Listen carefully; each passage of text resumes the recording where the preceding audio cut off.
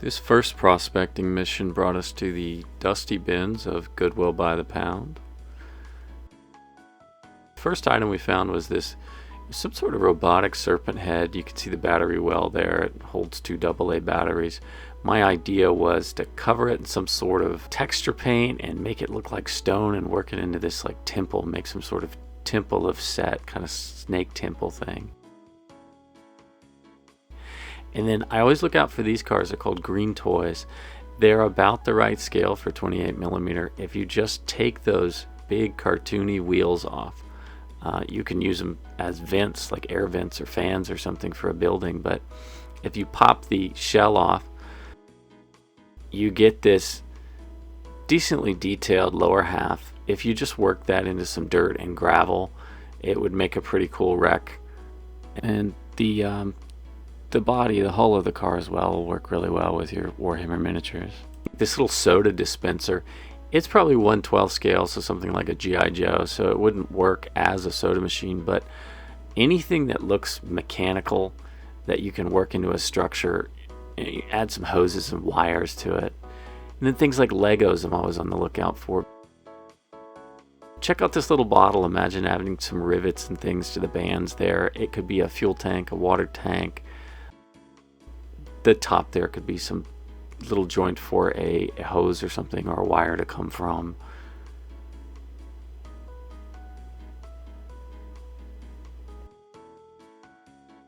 Also, little guns, even if they're not 40K scale, they're really detailed and you can cut those up and add them to things.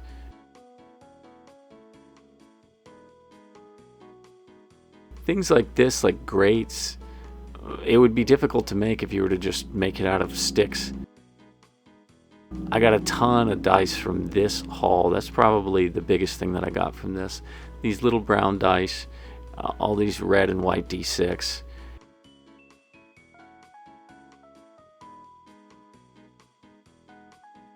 And I don't try to break up games there. There's usually games that are destroyed and dismantled everywhere.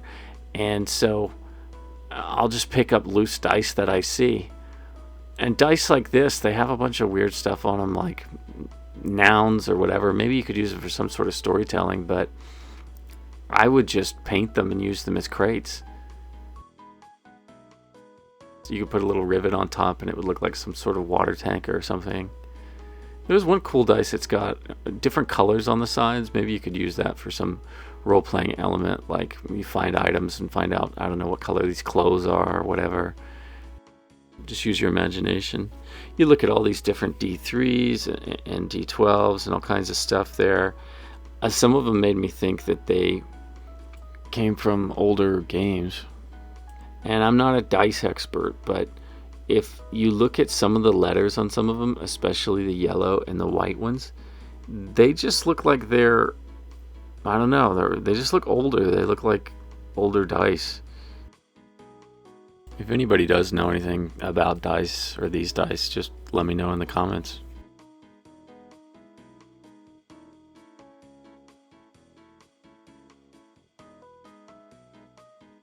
Then you've got little signs like this, a lot of these car toys.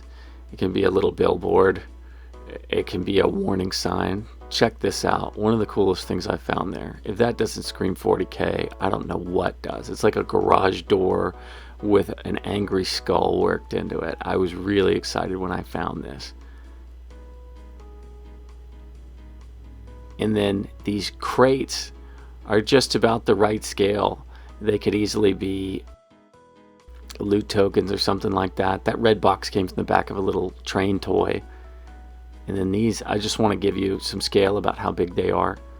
They could be like objectives or something like that. All this cost me less than $2. Thanks for watching, guys. I'll see you again soon.